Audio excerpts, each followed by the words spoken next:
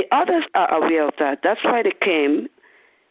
They set up, most of them, apart from few Sierra Leoneans or Africans, they set up business because they know when Eunice came to Europe or Calon come to Europe, we're going to make money on Talon and Calon, you know. So we have to do the same thing. There's no secret. You have to be professional. So, you know, that's what I'm saying. Okay. Well, thank you on that. And your conclusion that is developing the professionalism to engage in developing not just the sports apparatus, but also about competitions, to conduct competitions at an international level, and making sure that we're not just organizing the competition just for the east end of Freetown or west end of Freetown or for western area. But when we think about organizing competition, we should be thinking about it at a global level, so that whenever our athletes leave home and they go overseas, they see the same thing that we've been doing back home. Thank you for that very, very salient point. Modupe, you mentioned the issue of what I call lack of visibility. You know, we're not seen. So obviously, if we're not marketed very well, we're not seen very well, we're not going to get, we'll talk about sponsorship back there, and you talk about visibility. You know, I want to tie marketing and media together. What would you say should be the recipe for success in making Sierra Leone sports visible on the global stage as far as media and marketing is concerned? And what would you recommend? Okay. Well, first of all, nobody is going to invest in something that's going to lose money.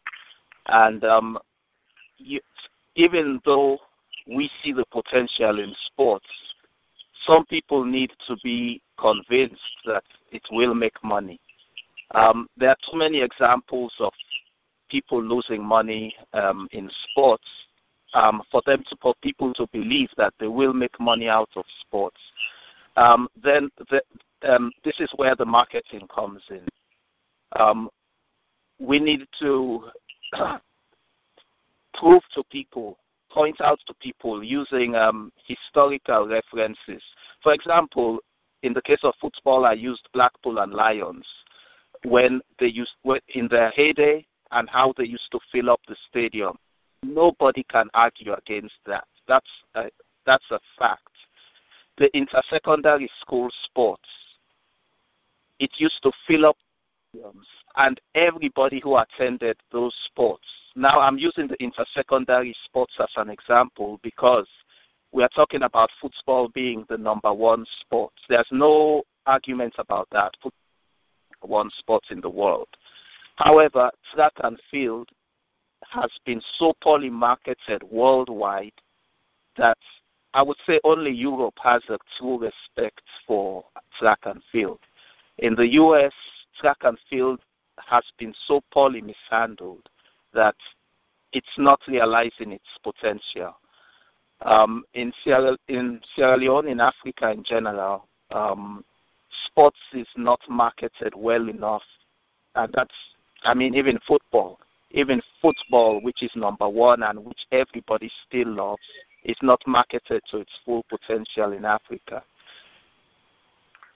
Now, how do we actually market this to people? Coming back to Sierra Leone and the intersecondary school sports, the problem we had with the intersecondary school sports was violence. There were rivalries, strong rivalries between schools, and there was violence between, athletes and their fans. Now, what happens all around the world? There's violence in sports. There's a lot of emotions involved everywhere in the world. Yet they don't stop an event because of that. Pretty much, Sierra Leone's approach to the intersecondary school sports was to stop. If we're going to have violence, we're not going to have the sports at all. Instead of say, okay, we have violence, so we need to, what can we do to make sure we minimize or eliminate that aspect of the sport? So their solution was to let's shut it down. So going forward, we pretty much need to capitalize on opportunities like that, where the whole country is captured with an idea and they actually love a sport. Instead of shutting it down for one thing wrong, we actually promote it and make sure we market it properly. So another example is, for example, some of our athletes were accused of using drugs. Our country made no effort to put up a defense to assist our athletes. And who knows if they are guilty or not? You have to prove that they are guilty. Other countries put up a defense and defend their athletes. Our country made no effort. These are just examples how I'm using this example because these are the things which counter marketing. You could market a sport, but little blemishes like this are what takes a sport down. These are what counter even the best marketing.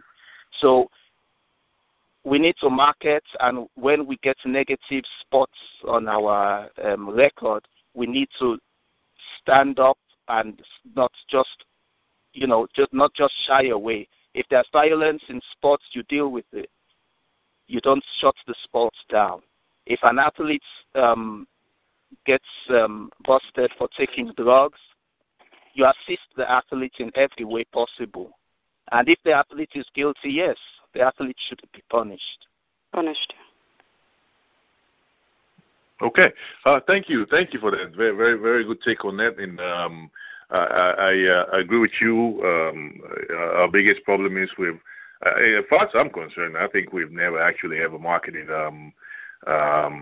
any form of sports. I think we're basically relied on the sports marketing themselves. The fans, the Blackpool and Lions fans that you talked about, they marketed those games themselves. I mean, it's rare for me to say. I mean, I think it'd be unjust for me to say there was some serious marketing done in football in Sierra Leone. And as far as my experiences go, I did not.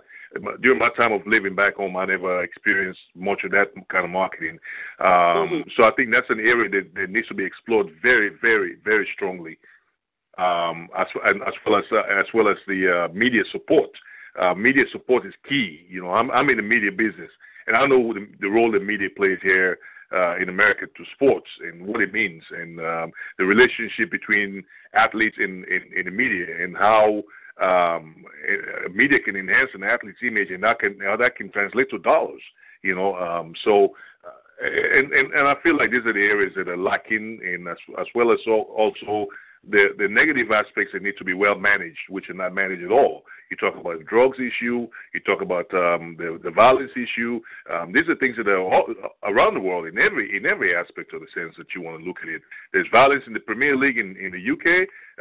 The violence in the Arab leagues in North Africa. It's everywhere, and the drug usage is everywhere also as well. But it's how well you manage it. How well you find ways to protect your own image, and that's key. Thank you for that. I will now go to Mr. Rodney Michael, who's a very strong person in the football business in Sierra Leone. Mr. Michael, I know, attends a few international conferences on football. Like the Soccer X and so on and so forth. You have a wealth of experience. You're very well involved in the business of football. And I know you're an aspirant to the SLAFA presidency. And basically, football being where it's at, I know there's a bit of football going on, and you mentioned it yourself, that is truly out of the grit of the athletes themselves, the need for them to succeed, that most of them have succeeded. What are the structures that are in place to make football, which is king in terms of sports in Sierra Leone, succeed to the highest level where we can be at international competitions like the Cup of Nations, like the Zone 2, and even the World Cup? I mean, I'm not, the World Cup, these are the things we need to aspire towards. What are the mechanisms that are in place to allow football to thrive? And as well, please address the issue of marketing in football as well, because I want to know for sure. I mean, I want to know what's really going on with football in the country. Well, let me not try to mislead anyone here. Even in football, we're struggling with marketing. We don't have enough professionals working in the marketing of football. We don't have enough encouragement or policies in place that will help in the marketing of football. Remember that to market any product, the benefit of it is to gain sponsorship, to get revenue out of it. Now, in a country that has a tax policy that even if you support any activity, sports or whatever, it is considered as profit in your company and therefore taxable up to a few years ago, and now it's just removed as expenditure and you're not allowed to get rebate. It's difficult for companies to come on board and sponsor activities. So even in marketing, you struggle to have the goodwill of the companies to come on board, and football is facing its own difficulties. In Sierra Leone today, the reason why the Premier League is playing is because people sacrifice an investment on football and try to sell the products. Like Mohamed Kalon invested a lot of money before he started selling players. And in the last 3 years, he has had to sell about 17 players externally to cover up and appreciate some amount of his money back in investment. S.C. Johnson is doing the same today. Blackpool has just had a new executive that has decided to invest about $400 million to try and get some of that revenue back and develop their club. And apart from Mohamed Kalon, no other Premier League club in this country has been able to earn enough money to develop their own stadium. Only Mohamed Kalon is doing it on the west part of Freetown and the Adonkea area. Now, what we have to do is to find a way of exploiting the marketing potential through investment. And for us to achieve that, there must be a government goodwill introducing a policy that will entice companies to form sponsorship partnerships with football clubs in particular, because that's what I'm talking about now, and then get some of that percentage back from tax rebate. That will make it easier for the football clubs. And for the national teams, Les, as we do this program, there has just been a posting on Facebook that 3 of our national players have come off injured, and the FA and the ministry are struggling to have a full squad prepared to go and play next week. Now, if we cannot harness or prepare well, if we did not plan properly, we will never achieve the best out of our national teams either. And marketing for sponsorship means you have to do proper planning. So we do need to invest. We do need to develop our marketing potential in football. And I just want to say, because I was involved in athletics a few years ago, supporting inter-clubs or inter-schools competition. And I want to agree with Modupe. The banning of the inter-schools athletics competition has taken the flavor, the spice out of athletics.